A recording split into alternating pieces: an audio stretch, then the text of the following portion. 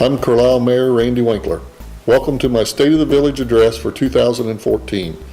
I'm very happy again this year to bring you my annual report on the major activities related to the Carlisle local government. What you'll hear in this presentation are some of the highlights from the past year in Carlisle and some of the things to watch for in the year ahead. I'm proud of the many positive things happening in our community.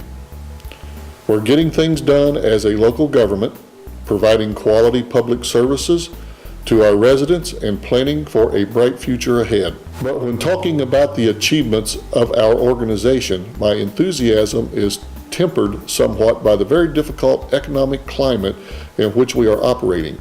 The city's budget situation today is more challenging than ever.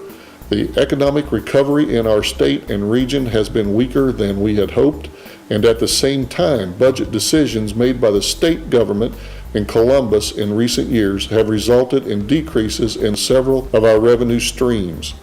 For example, Carlisle's revenue from the state's local government fund has systematically decreased from $100,000 in 2008 to just $32,000 last year.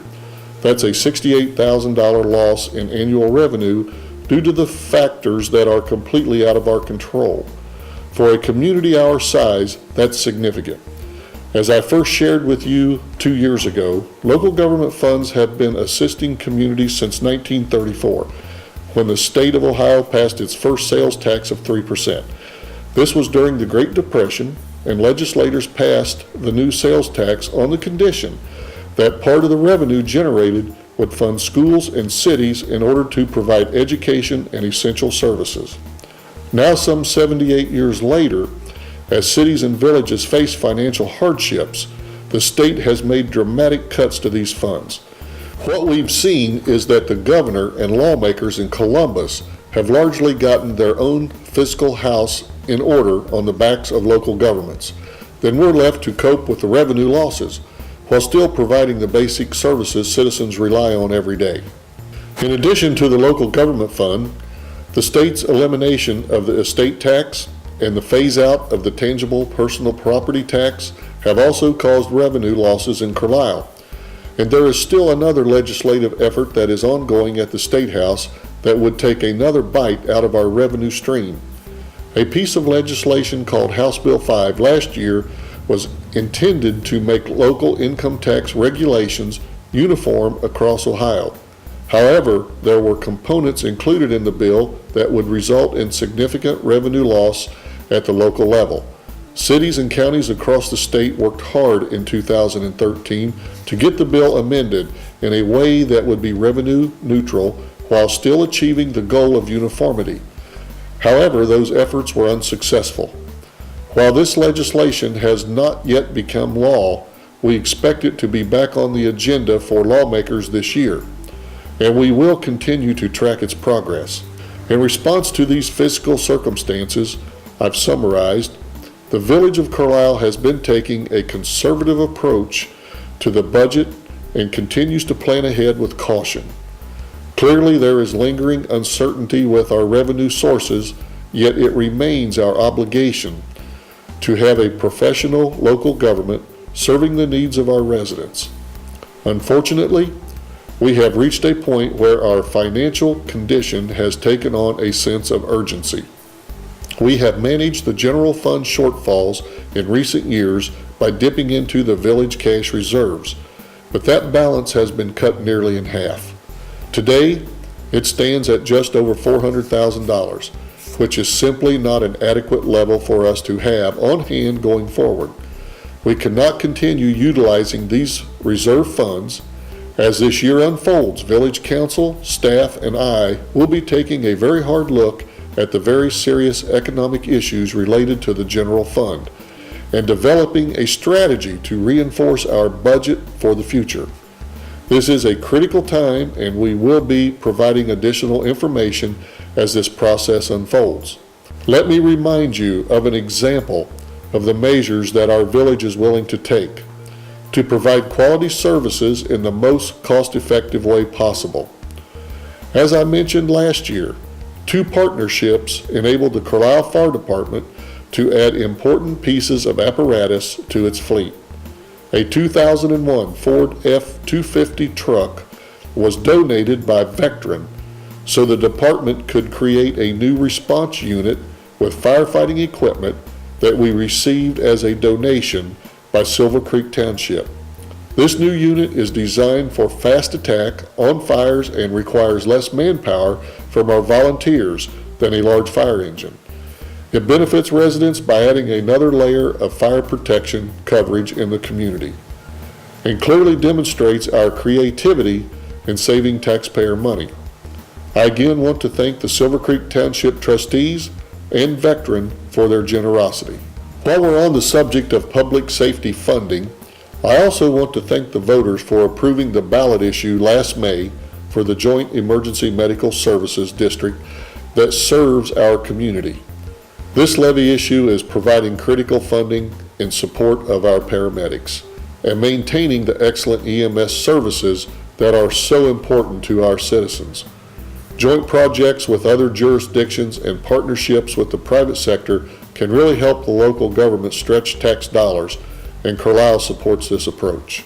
Despite the economic challenges I've described, the business of the village of Carlisle goes on, and we remain focused on moving our community forward. As the title of my presentation indicates, we're battling the budget and delivering results.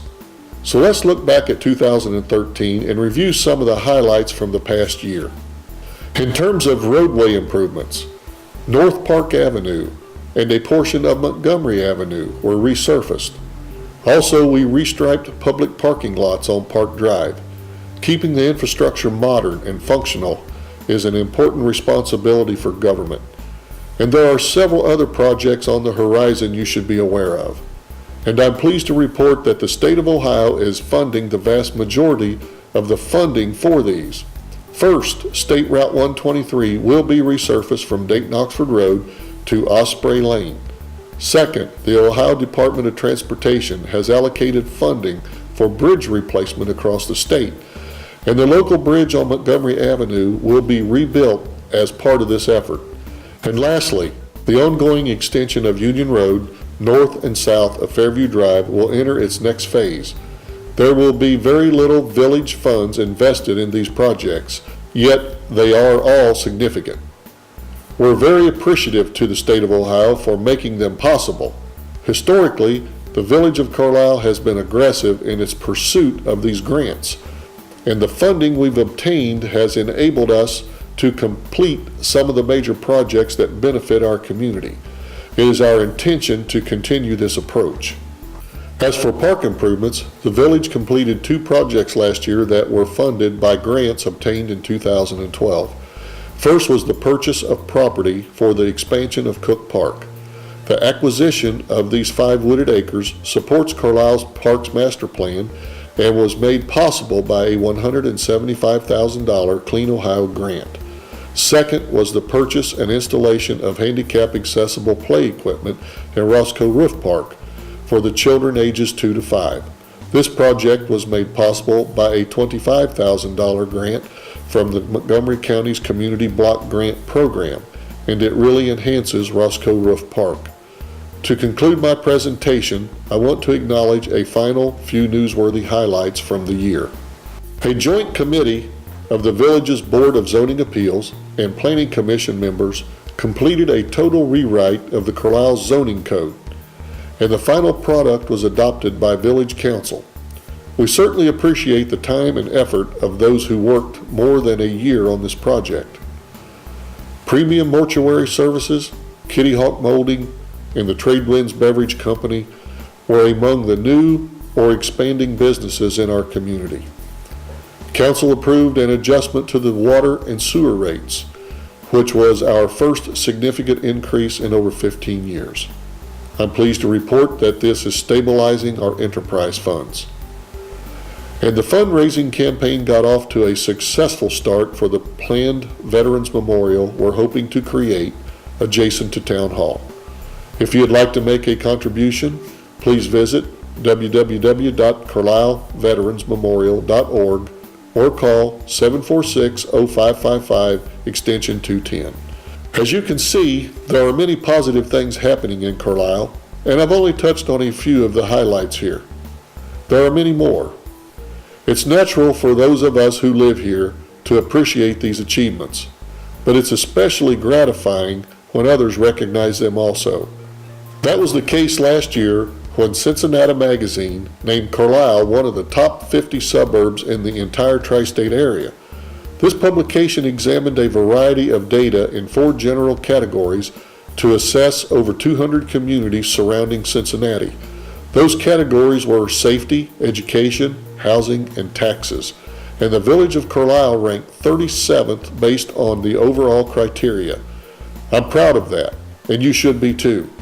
To me, this recognition confirmed what I've known for a long time. Carlisle is one of the best burbs around. I'm very optimistic about the future, as a local government and as a community. I know that we'll keep moving forward in a positive way. In our local government, I work with a dedicated group of village council members and a professional staff. By working together with each other and our residents, we can continue to achieve at a high level and help Carlisle be all it can be. I thank you for allowing me to serve as your mayor. Joining me in service is a dedicated and capable city council. Over the past year, council has welcomed 4 new members to its ranks. Jake Fryman, Randall Jewett, Brad McIntosh, and Betsy Parr all share my enthusiasm for our community, and I look forward to working closely with them in the months and the years ahead. I also want to recognize those former council members no longer in office. Their service to Carlisle is much appreciated, and we wish them all the best. That concludes my State of the Village address for 2014. My friends, the state of Carlisle is strong. With the support of our citizens, we can build on that strength and reach our potential as a community. I'm Mayor Randy Winkler. Thank you for your time and attention. I wish you and your family much health and happiness in the year ahead.